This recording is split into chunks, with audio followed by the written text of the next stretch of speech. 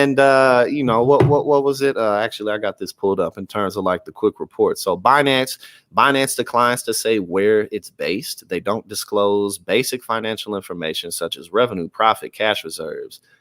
They own their own crypto coin, but they don't reveal what role it plays on the balance sheet. It lends customers money against crypto assets with borrowed funds. Anybody can get loans on there, even if you can't get a loan from a real bank. It doesn't detail how big those bets are or how exposed the company is to the risk or the full extent of its reserves to finance withdrawals. And when CZ, when he went all over CNBC to talk, and they were like, why don't you just get a real audit from a very world-renowned established auditing firm? And he says, well, auditing firms, they don't know how to audit crypto companies. Like, no, yeah, they do. All you gotta do is look at the blockchain and reveal your information. They'll do that.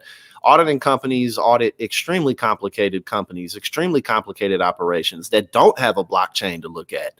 So that's nonsense. You said, oh, well, we would do an audit, but they don't know how to do it. That's why Mazars, who did the fake audit on you, completely pulled their services, like, because you're hiding shit and everyone can see it. But Binance, they recently joined the Chamber of Digital Commerce, which is a lobbying organization for the cryptocurrency market, as a response to all the criticism that they've been getting. But it's too little too late. It's like, oh, well, we want to be more transparent with the crypto market, then do an audit. No, well, you're not going to do that. Absolutely, of course not. So again, it's like, this really doesn't make you look good at all. And lest we not forget, $2.1 billion of FTX went to Binance, and actually CZ, when he was on, and a lot of that money of the $2.1 billion was in the FTT tokens that just collapsed.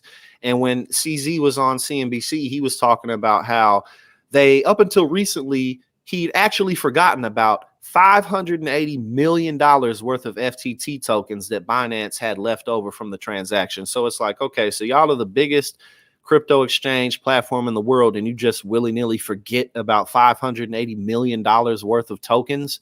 How do you forget about over $500 million worth of anything? But y'all are basically a bank that doesn't say where you are, that won't reveal any of your financial records, that won't do a real audit. It's just, perhaps Binance is an even bigger fraud than FTX, but obviously they're more sophisticated.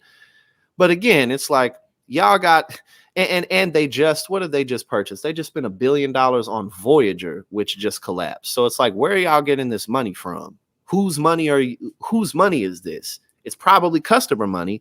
Well, you can go on CNBC and say, our money's fine, everything's secure. But then when they say, why don't you do a real audit? Well, they don't know how to audit us. Like, dude, get out of here. What, you're that intelligent? So let me get this straight. All these motherfuckers who have been losing money left and right, all these exchanges that keep collapsing, all these shit coins that keep collapsing, those people are smarter than everybody else. So much so that a giant auditing firm that audits companies like Budweiser and Coca-Cola and Amazon and these extremely large operations that are way more complex than anything in the crypto market. It's like, no, they don't know. Man, the clock is ticking. I'm telling you, the clock is ticking on this man.